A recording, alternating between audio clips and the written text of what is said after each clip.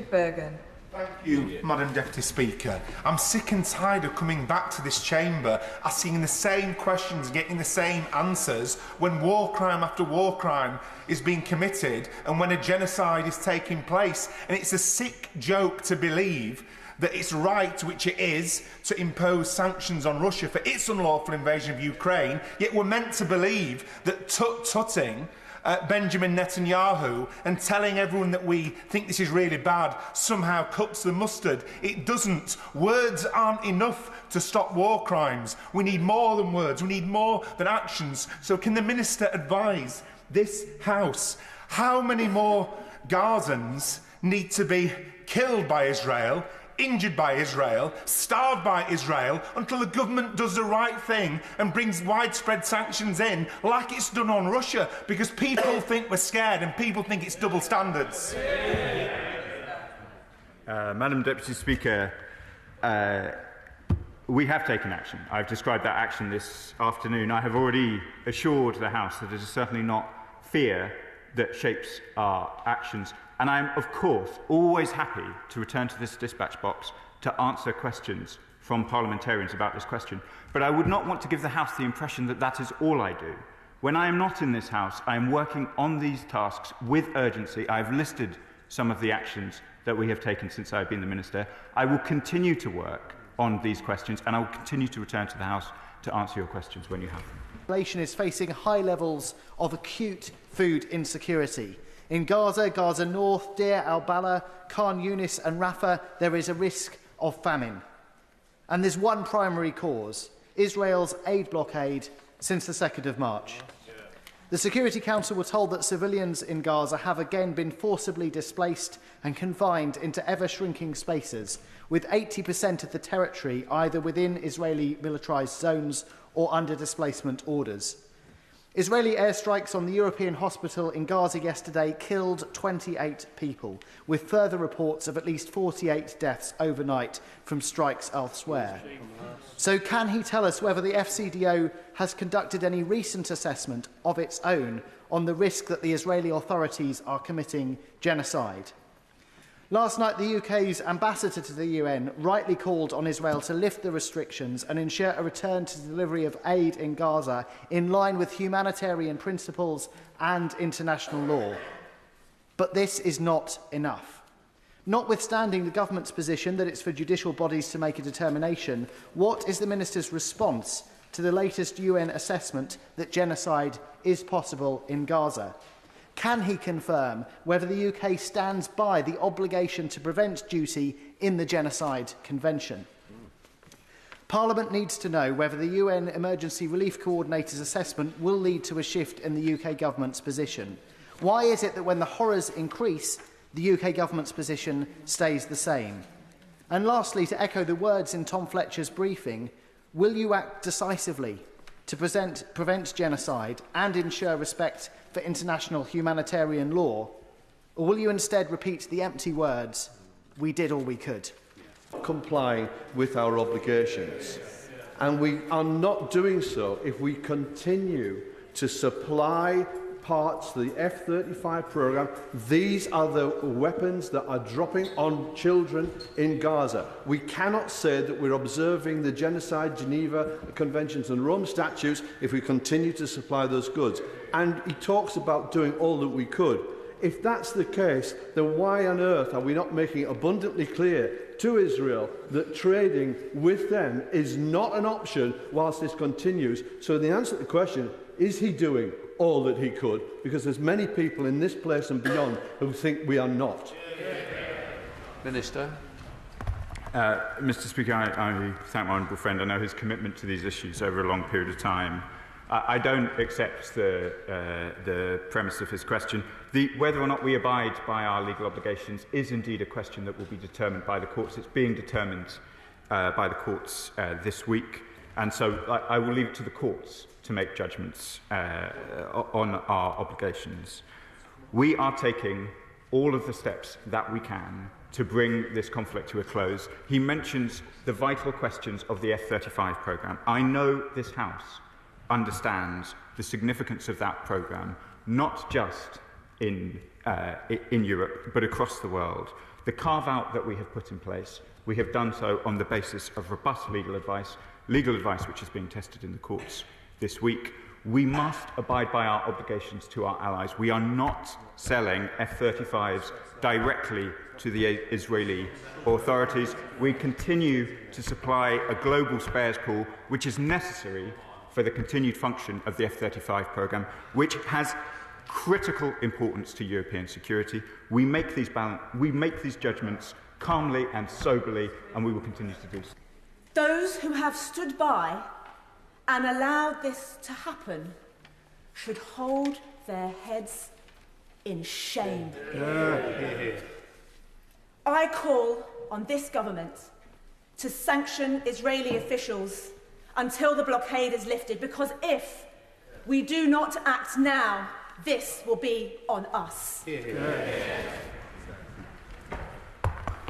I know the strength of feeling behind my honourable friend's words. I'm sure she is aware of the findings of the IPC report on Monday, which delineates in great detail the precise suffering that is being felt because of a lack of food and nutrition. We are horrified by those findings. The need for action could not be more urgent. The UN Security Council has said action is now required to prevent genocide. A key step to a peaceful two-state solution would be recognizing Palestinian statehood, something Israel is trying to prevent. So with 147 countries recognizing Palestinian statehood, Minister, is now not the right time for the UK to do so too? Yes. Mr. Speaker, the question of recognition of a Palestinian state is one obviously of vital importance. We want to do so as a contribution to a more stable region. We can see the serious and immediate threats to the viability of Palestinian life, and that is what we are focused on in these most urgent of days. Third the House, Edward Lee. I've been a member of the Conservative Friends of Israel for over 40 years, longer than anybody here.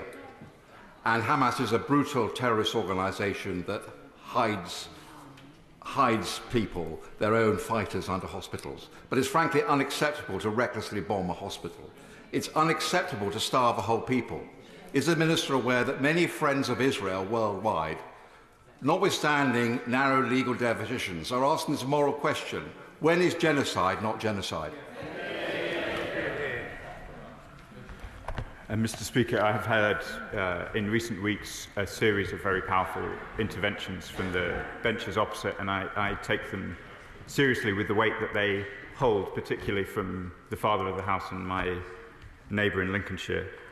We will not move towards making determinations from dispatch boxes on questions of legal determination, but that does not mean we will wait, Mr. Speaker. The preliminary judgments of the ICJ and the provisional measures that they set out are important, and we will abide by them. Abdisan Mohammed. Thank you, Madam Deputy Speaker. The international community have failed to stop Israel's impunity. We have collectively failed to act on the violations as they are committed and to hold Israel to account.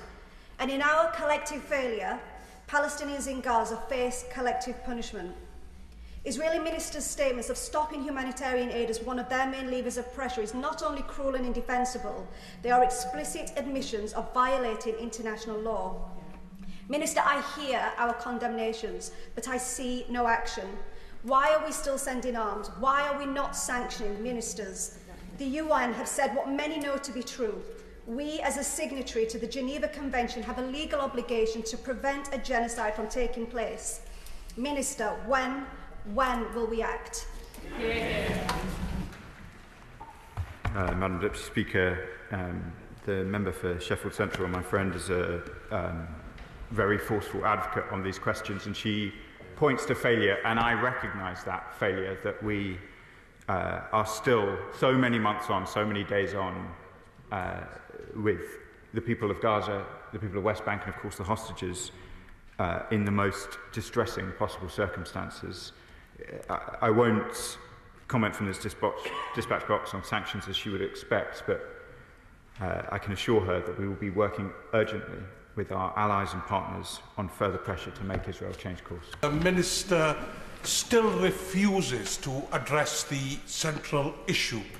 Our obligation to prevent genocide under the Rome Statute has already been triggered by the ample evidence in front of us of Israeli war crimes in Gaza. So I ask the Minister, in the week marking 77 years since the Nakba, how many more times will he come to this chamber with just words? Words that do nothing. We need action. And let us be clear, it's not a case of if, but when he will end the UK's complicity in arming a state accused of genocide against the Palestinians, and when he will finally impose widespread sanctions on Israel. And I say this to the Minister, history will judge his delay. Yeah. Well said. Madam Deputy Speaker, I would just like to remind the House of the decisions that we took last year. And we have discussed the question of the F-35 global spares pool, where the basis on of which we've made a carve-out is clear and been debated many times. But let me be clear, aside from that carve-out, we took an assessment, we took a solemn duty on becoming the government to make an assessment which did not appear to have been made about a serious risk of potential breaches of international humanitarian law. We then suspended arms export licenses where those weapons could be used in such conduct. That means in Gaza, that means in West Bank, that means in relation to all of the areas where those risks accrued. We took far-reaching action. That action is still in place. We continue to conduct those assessments. I can understand why many members may feel frustrated about the F-35 carve-out. Perhaps they feel frustrated too that we will continue to sell arms which cannot be used, in our view, which could not risk a violation, as according to the assessment much discussed here. But we think it is right that we do continue to, for example, provide body armour that might be used by NGOs in Gaza. Deputy Speaker, and can I thank the Minister for his personal commitment to this cause, and can I thank the UK Government for putting this on the record at the UN yesterday as a matter of extreme urgency. But can I also put to him directly the challenge from Tom Fletcher yesterday, the UN's aid chief. He said, for those killed and whose voices are silenced, what more evidence do you need now? Will you act decisively to prevent genocide? What's his answer to that question?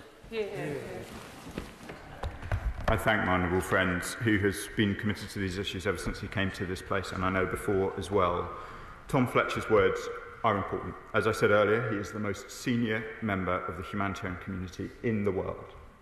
What he said at the meeting that we called yesterday is very, very important. We have not waited for the meeting yesterday. We have not waited for determinations of international courts to take action.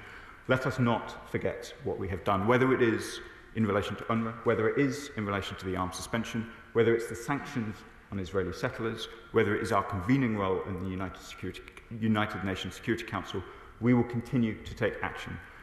Mr. Fletcher rightly asks for decisive action. Has our action yet been decisive? Clearly, Madam Deputy Speaker, it has not. Hostages remain detained. Palestinians continue to suffer. A two-state solution feels very distant indeed. We have not yet had the decisive effect that we would wish to see, and we will continue to act until we do. I know that the Minister will know this, so we should put this on the record, that when President Netanyahu says that there is no way he will stop his onslaught in Gaza, he does not do so with the consent of the hostage families, or indeed the majority of people in Israel. Even President Trump is now avoiding him.